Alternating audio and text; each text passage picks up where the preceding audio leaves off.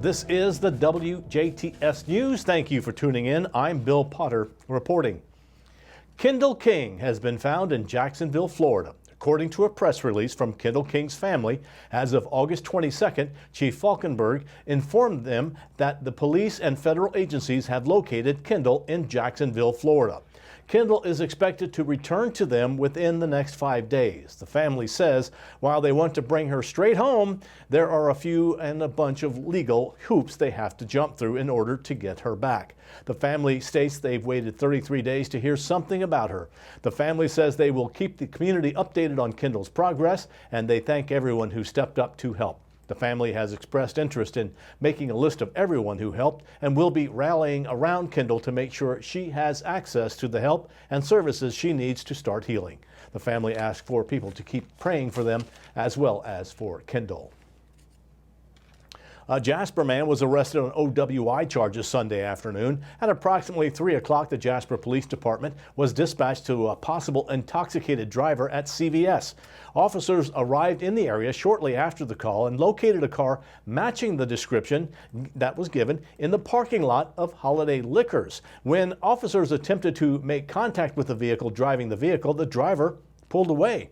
Officers initiated contact with the male driver at the Southside McDonald's, who was identified as 55-year-old Richard Gordon. Gordon showed signs of intoxication on the scene and later tested over 3 times the legal limit at .25 on a certified chemical test at the Jasper Police Department. Gordon was lodged into the DuBois County Security Center on charges operating a vehicle with a blood alcohol content of .15 or more.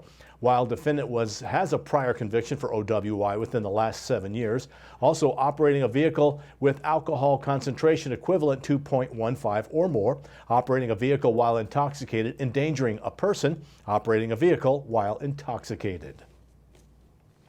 A Jasper woman is behind bars for intimidating multiple people. Just before 9 p.m. on Sunday night, the Jasper Police Department was dispatched to Badenstrasse in reference to a female subject who was intimidating multiple tenants. The female subject was identified as 26-year-old Chelsea Pate of Jasper. After further investigation, it was determined that Pate showed signs of intoxication.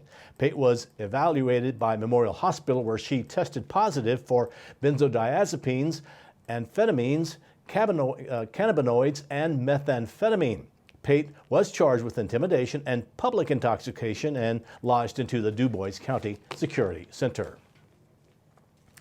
Well, add this to the list of things schools in Indiana don't have enough of. A new report says there is a shortage of school nurses in the state. The Governor's Public Health Commission issued the report yesterday. Right now, schools in the state are required to have at least 1 school nurse on staff. The report suggests changing that requirement to 1 nurse for every 750 students. Local schools say they are having trouble finding nurses because they don't pay very much. The report suggests the state may need to cover the cost to make hiring school nurses easier. Drive sober or get pulled over. That's the warning coming from the Huntingburg and Jasper Police Departments as they gear up to participate in an end-of-the-summer impaired driving enforcement campaign.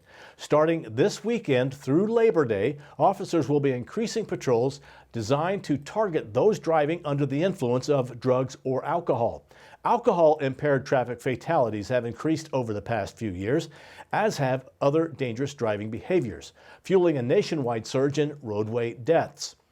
Newly released data from NHTSA shows that an estimated 9,560 people died in motor vehicle crashes in the first quarter of 2022. That's up 7% from the previous year and the highest number of deaths in 20 years for that period. In Indiana, traffic fatalities increased by more than 20% during that time compared to 2021. If the pace continues, 2022 could be the 3rd straight year with more fatalities, following 897 in 2020, 931 in 2021. Drunk driving continues to be a major factor, making up roughly 25% of the state's fatal collisions. But alcohol isn't the only concern. Research indicates drug prevalence has been on the rise among drivers during the pandemic. Last year, the number of blood samples submitted to the Indiana Department of Toxicology for drug analysis after a crash increased by 7%. Driving under the influence, whether it's drugs or alcohol, is illegal in Indiana. Those who choose to drive impaired are not only risking their life and the lives of others, but also could face an arrest, jail time, and substantial fees and attorney fees as well. The average drunk driving arrest cost up to $10,000. With officers showing zero tolerance during the campaign, the department recommends celebrating the end of summer responsibly by having a safe plan in place. Even if it's only one drink, designate a sober driver or use public transportation or a ride service to get home safely. Never drive impaired or let friends get behind the wheel if they've been drinking. It's also important to wear a seatbelt at all times. It's the best form of protection against drunk drivers. Motorists are encouraged to report suspected impaired drivers by calling 911 or contacting the police departments. Purdue Extension will be hosting the Du Bois County Local Foods Expo on Tuesday, August 30th. The event will feature area farms with a pop-up farmers market as well as presentations exploring what local food production currently looks like and how it contributes to the health of county residents and our local economy. The expo will occur at Sultan's Run Golf Club at 1490 North Meridian Road in Jasper, with activities beginning at 5 p.m. Eastern Time. The evening will feature a 3-course meal of locally sourced foods prepared by Jasper's own chef, Phil Barth. Sultan's Run Golf Club, as well as a cash bar stocked from local breweries and wineries. Keynote speaker for the evening will be Sarah Brackney, local producer and Purdue Extension educator in Davies County.